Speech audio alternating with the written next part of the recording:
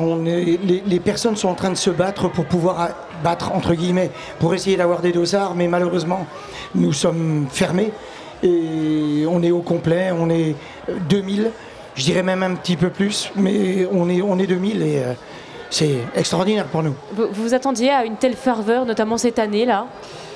Alors, on va dire oui, un petit peu, parce que je ne sais pas si vous avez vu déjà aux 10 km de Saint-Dizier, un monde quand même énorme, et il y a un engouement sur cette course.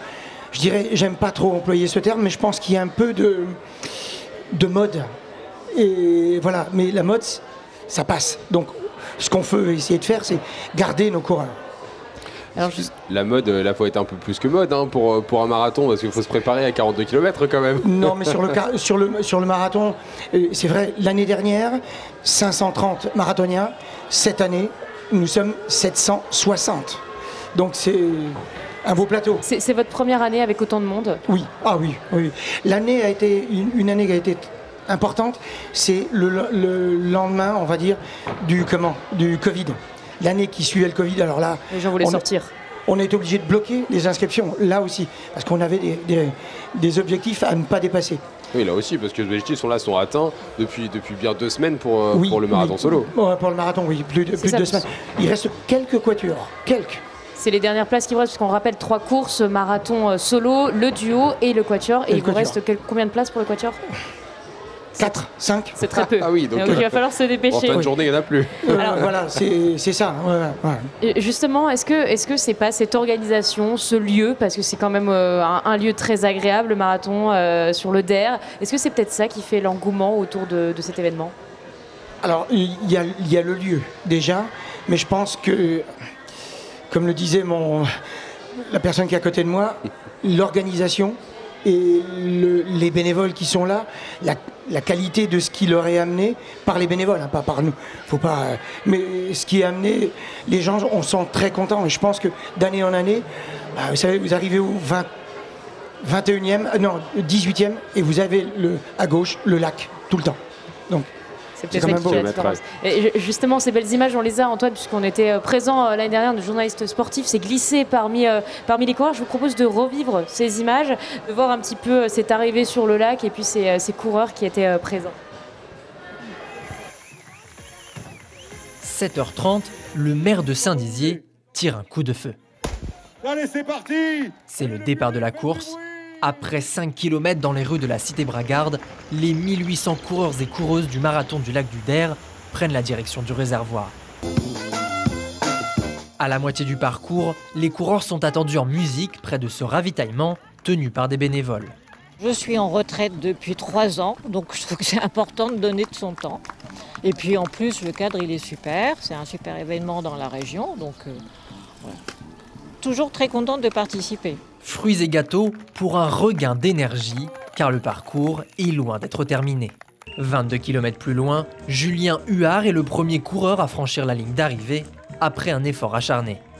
Jusqu'au semi-marathon, c'est la météo vraiment parfaite. Après, quand on a passé le semi, après c'est les kilomètres avec l'accumulation des kilomètres aussi. C'était un peu plus compliqué, on avait un peu plus de soleil, il commençait à faire chaud, surtout qu'on n'a pas eu vraiment l'habitude de s'entraîner au chaud depuis le début de la saison.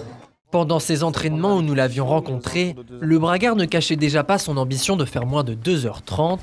Résultat, aujourd'hui, il finit sa course en 2h28 et 19 secondes, son record personnel. C'était vraiment une satisfaction personnelle. Gagner à domicile un marathon Saint-Dizier, je passe devant chez moi, il y a énormément de gens qui m'ont soutenu, qui me connaissent. Chez les femmes, c'est l'habituée Sandrine Ferrand qui remporte la première place après 3 heures, 5 minutes et 25 secondes de course. Pour moi, oui, c'était dur. Après, je suis partie un petit peu vite. Je suis partie avec 2 personnes qui avaient un niveau un peu plus élevé que le mien. Et puis au 24e, la sélection s'est faite naturellement. Ils sont partis devant. La coureuse qui a déjà remporté plusieurs fois ce marathon vient de battre, elle aussi, son record personnel. Et je suis contente parce que j'améliore mon chrono aussi. Donc j'ai gagné 5 minutes. Donc je suis en 3h05 et l'année dernière, j'étais en 3h10. Après la course, il faut récupérer, chacun sa technique, manger, boire et même se faire masser. Vu que le coureur est très fatigué, on va venir détendre les muscles en les massant, en faisant toute la cuisse, tout ce qui est quadriceps, ischio, mollet, pour qu'il récupère plus vite et que ce ne soit pas la galère pendant les prochaines semaines. J'espère que du coup je pourrai monter les escaliers demain matin.